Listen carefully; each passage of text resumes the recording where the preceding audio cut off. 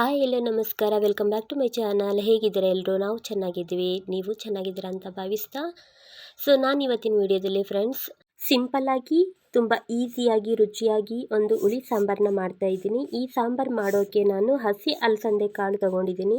ಇದರಿಂದನೇ ನಾನಿವತ್ತು ಹಸಿ ಅಲಸಂದೆ ಕಾಳು ಹುಳಿ ಸಾಂಬಾರನ್ನ ಮಾಡ್ತಾ ಇರೋದು.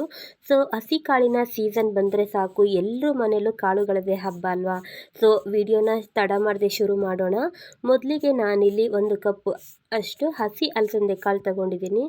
ಅದನ್ನ ನಾನು ನೀಟಾಗಿ ಒಂದೆರಡು ಸಲ ತೊಳೆದು ಎತ್ತಿಟ್ಕೊಂಡಿದ್ದೀನಿ. ಮತ್ತು ಈ ಸಾಂಬಾರಿಗೆ ತುಂಬ ತರಕಾರಿಗಳ ಅವಶ್ಯಕತೆ ಏನಿರೋದಿಲ್ಲ. ನಾನಿಲ್ಲಿ ಬೀನ್ಸ್ ಒಂದು ಸ್ವಲ್ಪ ತೊಗೊಂಡಿದ್ದೀನಿ, ಮತ್ತು ಒಂದು 4 ಆಲೂಗೆಡ್ಡೆನ ದಪ್ಪ ದಪ್ಪ ಕಟ್ ಮಾಡಿ ಇಟ್ಕೊಂಡಿದ್ದೀನಿ, ಮತ್ತು ಒಂದೆರಡು ಗುಂಡು ಬದನೆಕಾಯಿನ ತೊಗೊಂಡಿದ್ದೀನಿ.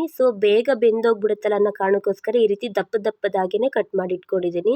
ನಾನಿಲ್ಲಿ ಕುಕ್ಕರ್ನಲ್ಲೇ ಮಾಡ್ತಾ ಇರೋದ್ರಿಂದ ತರಕಾರಿ ಎಲ್ಲನೂ ದಪ್ಪದಾಗಿ ಕಟ್ ಮಾಡಿ ಇಟ್ಕೊಂಡಿದ್ದೀನಿ. ನೀವು ಹಾಗೆ ಪಾತ್ರೆನಲ್ಲೇ ಬೇಯಿಸ್ಕೊತೀವಿ ಅಂದರೆ ಸ್ವಲ್ಪ ಚಿಕ್ಕದಾಗಿ ಕಟ್ ಮಾಡಿಕೊಂಡ್ರು ನಡೆಯುತ್ತೆ. ಇವಾಗ ನಾನು ಕುಕ್ಕರ್ನ ತಗೊಂಡು ಕಾಳು ಮತ್ತು ಕಟ್ ಮಾಡಿ ಇಟ್ಕೊಂಡಿರೋಂಥ ಬದನೆಕಾಯಿ, ಬೀನ್ಸು, ಆಲೂಗೆಡ್ಡೆ ಇದೆಲ್ಲನೂ ಕೂಡ ಹಾಕೊತಾ ಇದ್ದೀನಿ. ಮತ್ತು ಇದಕ್ಕೆ ನಾನೀಗ ಒಂದು 4 ಹುಳಿ ಟೊಮೊಟೊನ ತೊಗೊಂಡಿದ್ದೀನಿ. ಸಾಂಬಾರು ಹೆಸರನ್ನೇ ಹುಳಿ ಸಾಂಬಾರು ಆಗಿರೋದ್ರಿಂದ ಹುಳಿ ಇರೋವಂಥ ಟೊಮೊಟೊನ ತೊಗೊಂಡ್ರೆ ತುಂಬ ಚೆನ್ನಾಗಿರುತ್ತೆ. ಮತ್ತು ನಾನಿಲ್ಲಿ 4 ಹುಳಿ ಟೊಮೊಟೊ ತೊಗೊಂಡಿದ್ದೀನಿ ಅಂತ ಹೇಳಿದೆ ಅಲ್ವಾ. ಅದರಲ್ಲಿ ನಾನು 3 ಟೊಮೊಟೊನ ಮಾತ್ರ ಈ ಕಾಳು ಮತ್ತು ತರಕಾರಿಗಳ ಜೊತೆ ಬೇಯೋಕೆ ಇಟ್ಕೊತಾ ಇದ್ದೀನಿ. ಇನ್ನೊಂದು ಟೊಮೊಟೊನ ಏನು ಮಾಡ್ತೀನಿ ಅಂತ ಮುಂದೆ ತೋರಿಸ್ತೀನಿ. ಇವಾಗ ಕಾಳು ಮತ್ತು ತರಕಾರಿ ಮುಳುಗೋ ಅಷ್ಟು ನೀರನ್ನು ಸೇರಿಸ್ಕೊಳ್ಳೋಣ. ನೀರು ಹಾಕ್ಕೊಂಡ್ಮೇಲೆ ರುಚಿಗೆ ತಕ್ಕಷ್ಟು ಉಪ್ಪು ಮತ್ತು ಒಂದು 1/4 ಚಮಚದಷ್ಟು ಅರಿಶಿನ ಪುಡಿನೂ ಕೂಡ ಇದೇ ಟೈಮ್ನಲ್ಲಿ ಹಾಕ್ಕೊಂಡು ನೀಟಾಗಿ ಎಲ್ಲನೂ ಮಿಕ್ಸ್ ಮಾಡ್ಕೊಬೇಕು. ಮಿಕ್ಸ್ ಮಾಡಿದ ನಂತರ ನಾನು ಕುಕ್ಕರ್ ಲಿಡ್ನ ಮುಚ್ತಾ ಇದ್ದೀನಿ. ಕುಕ್ಕರ್ ಲಿಡ್ನ ಕ್ಲೋಸ್ ಮಾಡಿಕೊಂಡು 1 ವಿಜಲ್ನ ಕೂಗಿಸ್ಕೊಂಡ್ರೆ ಸಾಕು. ಯಾಕೆಂದರೆ ಇದು ಹಸಿ ಕಾಳಾಗಿರೋದ್ರಿಂದ ಬೇಗನೆ ತರಕಾರಿ ಮತ್ತು ಕಾಳುಗಳೆಲ್ಲ ಬೆಂದೋಗ್ಬಿಡುತ್ತೆ. ಆ ಕಾರಣಕ್ಕೋಸ್ಕರ 1 ವಿಜಲ್ನ ಕೂಗಿಸ್ಕೊಂಡ್ರೆ ಸಾಕು. ಪಾತ್ರೆನಲ್ಲಾದರೆ ಒಂದು 60% ಅಷ್ಟು ತರಕಾರಿ ಮತ್ತು ಕಾಳು ಬೆಂದರೆ ಸಾಕಾಗುತ್ತೆ.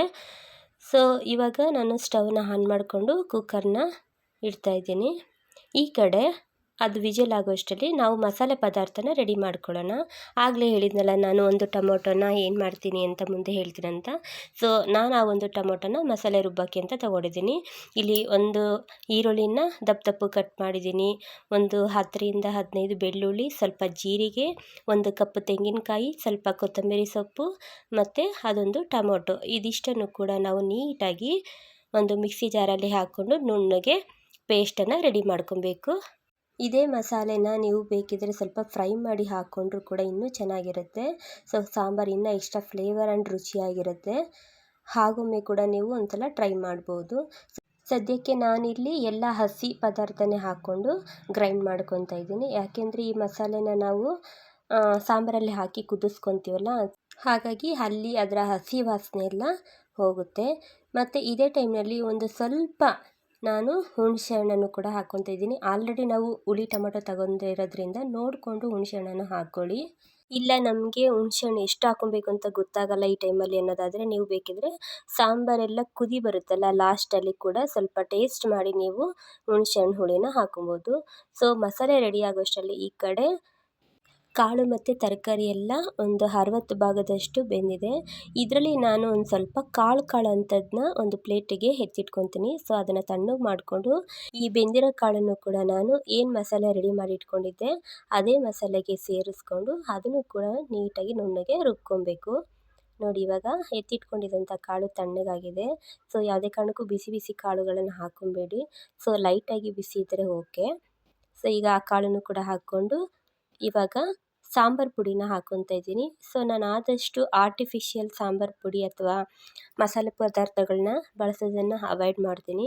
ಅವಾಯ್ಡ್ ಅಂತೇನಿಲ್ಲ, ಅಗತ್ಯ ಇದ್ದರೆ ಮಾತ್ರ ಬಳಸೋದು, ಇಲ್ಲಾಂದ್ರೆ ಇಲ್ಲ. ಯಾಕೆಂದರೆ ನಮ್ಮನೆ ಸಾಂಬಾರು ಪುಡಿಗೆ ನಾವು ಎಲ್ಲ ರೀತಿ ಚಕ್ಕೆ, ಲವಂಗ, ಈ ಮಸಾಲೆ ಪದಾರ್ಥ ಎಲ್ಲನೂ ಹಾಕಿ ಬಿಡಿಸೋದ್ರಿಂದ ಎಕ್ಸ್ಟ್ರಾ ಮಸಾಲೆ ಪದಾರ್ಥಗಳು ಬೇಕು, ಪೌಡರ್ಗಳು ಬೇಕು ಅಂತ ಅನ್ಸಲ್ಲ, ನೀಡ್ ಇದೆ ಅಂತ ಅನ್ಸಲ್ಲ. ಹಾಗಾಗಿ ನಾನು ಆದಷ್ಟು ಮನೆಯಲ್ಲೇ ಮಾಡಿರೋಂಥ ಸಾಂಬಾರು ಪುಡಿನ ಹಾಕಿ ನಾನು ಸಾಂಬಾರು ರೆಸಿಪಿಗಳನ್ನು ಮಾಡೋದು. ಈಗ ಮಸಾಲೆ ಎಲ್ಲ ರೆಡಿ ಆದ ನಂತರ ನಾನು ಬೇಯಿಸಿಟ್ಕೊಂಡಿದ್ದಂಥ ತರಕಾರಿ ಮತ್ತು ಕಾಳುಗಳಿಗೆ ಸೇರಿಸ್ಕೊತಾ ಇದ್ದೀನಿ. ಮಸಾಲೆ ಎಲ್ಲನೂ ಹಾಕ್ಕೊಂಡು ನೀಟಾಗಿ ಅದನ್ನು ಮಿಕ್ಸ್ ಮಾಡ್ಕೊಳ್ಳಿ. ಇದೇ ಟೈಮಲ್ಲಿ ನಿಮ್ಗೇನಾದ್ರು ಸಾಂಬಾರು ಥಿಕ್ನೆಸ್ ಏನಾದ್ರು ಗಟ್ಟಿ ಇದೆ ಅನಿಸಿದ್ರೆ ನೀರನ್ನು ಕೂಡ ಹಾಕೊಬೋದು. ಸೊ ಆದಷ್ಟು ಇದು ಹುಳಿ ಸಾಂಬಾರು ಗಟ್ಟಿಯಾಗಿ ಇರಬೇಕು, ತುಂಬ ತೆಳು ಮಾಡ್ಕೊಳ್ಳೋಕ್ಕೆ ಹೋಗಬೇಡಿ. ಸೊ ಇದು ರೆಡಿ ಆದ ನಂತರ ನಾನು ಮತ್ತೆ ಸ್ಟವ್ ಆನ್ ಮಾಡಿ ಒಂದು ಪಾತ್ರೆನ ಇಟ್ಕೊಂಡು ಸಾಂಬಾರಿಗೆ ಒಗ್ಗರಣೆ ಕೊಡೋಕ್ಕೋಸ್ಕರ ನಾನಿಲ್ಲಿ 1-2 ಟೇಬಲ್ ಸ್ಪೂನಷ್ಟು ಎಣ್ಣೆನ ಹಾಕ್ಕೊತಾ ಇದ್ದೀನಿ. ಸೊ ಎಣ್ಣೆ ಸ್ವಲ್ಪ ಬಿಸಿಯಾದ ನಂತರ ಅದಕ್ಕೆ ಒಂದು ಸ್ವಲ್ಪ ಸಾಸಿವೆನ ಹಾಕ್ಕೊಂಡು ಜಜ್ಜಿರೋ ಬೆಳ್ಳುಳ್ಳಿ, ಕರಿಬೇವು ಸೊಪ್ಪು ಮತ್ತು ಒಂದು ಗೆಡ್ಡೆ ಈರುಳ್ಳಿನ ಚಿಕ್ಕದಾಗಿ ಕಟ್ ಮಾಡಿ ಇಟ್ಕೊಂಡಿದ್ದೆ. ಸೊ ಅದನ್ನು ಕೂಡ ಇವಾಗ ಇದರಲ್ಲೇ ಹಾಕ್ಕೊಂಡು ಇದೆಲ್ಲನೂ ಕೂಡ ಲೈಟಾಗಿ ಕಲರ್ ಚೇಂಜ್ ಆಗೋವರೆಗೂ ಫ್ರೈ ಮಾಡ್ಕೊಬೇಕು. ಸೊ ಇದರ ಕಲರ್ ಚೇಂಜ್ ಆದ ನಂತರ ನಾವೇನು ರೆಡಿ ಮಾಡಿ ಇಟ್ಕೊಂಡಿದ್ವಿ ಸಾಂಬಾರು ರೆಸಿಪಿದು ಮಸಾಲೆ, ಅದನ್ನು ಇವಾಗ ಇದರಲ್ಲಿ ಆ್ಯಡ್ ಮಾಡ್ಕೊಳ್ಳೋಣ. ಸೊ ಇದೇ ಟೈಮ್ನಲ್ಲಿ ನಿಮ್ಗೇನಾದ್ರು ಉಪ್ಪು ಖಾರ ಕಮ್ಮಿ ಇದೆ ಅಂತ ಅನ್ಸಿದ್ರೆ ಸೊ ಟೇಸ್ಟ್ ಮಾಡಿ ನೀವು ಹಾಕೊಬೋದು. ಮತ್ತು ನಾನು ಮೊದಲೇ ಹೇಳ್ದಾಗೆ ಹುಣಸೆ ಹುಳಿನ ನೀವು ಅಲ್ಲಿ ಮಸಾಲೆ ರುಬ್ಬುವಾಗ ಹಾಕ್ಕೊಳ್ಳೋಕ್ಕೆ ಗೊತ್ತಾಗಲಿಲ್ಲ ಅಂದರೆ ಈ ಟೈಮಲ್ಲಿ ನೀವು ಬೇಕಾದರೆ ಟೇಸ್ಟ್ ಮಾಡಿ ನೀವು ಹುಣಸೆ ಹಣ್ಣಿನ ರಸನ ಸೇರಿಸ್ಕೊಬೋದು. ಸೊ ಫೈನಲಾಗಿ ಸಾಂಬಾರು ಉಪ್ಪು ಖಾರ ಹುಳಿ ಎಲ್ಲನೂ ಚೆಕ್ ಮಾಡಿಕೊಂಡು ಅದನ್ನು ಒಂದು 10-15 ನಿಮಿಷ ಕುದಿಸ್ಕೊಂಡ್ರೆ ಸಾಕಾಗುತ್ತೆ. ಸಾಂಬಾರಲ್ಲಿರೋಂಥ ನೊರೆ ಎಲ್ಲ ಹೋದರೆ ಸೊ ಸಾಂಬಾರು ರೆಡಿ ಆಯಿತು ಅಂತಲೇ ಅರ್ಥ. ನೋಡಿ ಫೈನಲಿ ನಮ್ಮ ಮನೆಯಲ್ಲಿ ಹಸಿ ಹಲಸಂದೆ ಕಾಳು ಹುಳಿ ಸಾಂಬಾರು ರೆಡಿ ಆಯಿತು. ಕೊನೆಯಲ್ಲಿ ಒಂದು ಸ್ವಲ್ಪ ನೀವು ಕೊತ್ತಂಬರಿ ಸೊಪ್ಪನ್ನು ಹಾಕೊಂಡ್ಬಿಟ್ರೆ ಕಂಪ್ಲೀಟಾಗಿ ಸಾಂಬಾರು ರೆಡಿಯಾಗಿದೆ. ಇದನ್ನು ಅನ್ನದ ಜೊತೆ ಮುದ್ದೆ ಜೊತೆ ಊಟ ಮಾಡಲಿಕ್ಕೆ ತುಂಬ ಅಂದರೆ ತುಂಬ ರುಚಿಯಾಗಿರುತ್ತೆ. ನೀವೊಮ್ಮೆ ಈ ರೀತಿ ಟ್ರೈ ಮಾಡಿ ನೋಡಿ, ರುಚಿ ಹೇಗಿತ್ತು ಅಂತ ನನಗೆ ಕಮೆಂಟ್ ಮಾಡಿ ತಿಳಿಸೋದನ್ನು ಕೂಡ ಮರಿಬೇಡಿ.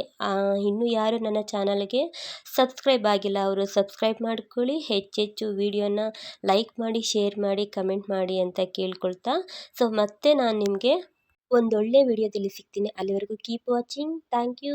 ಬಾಯ್.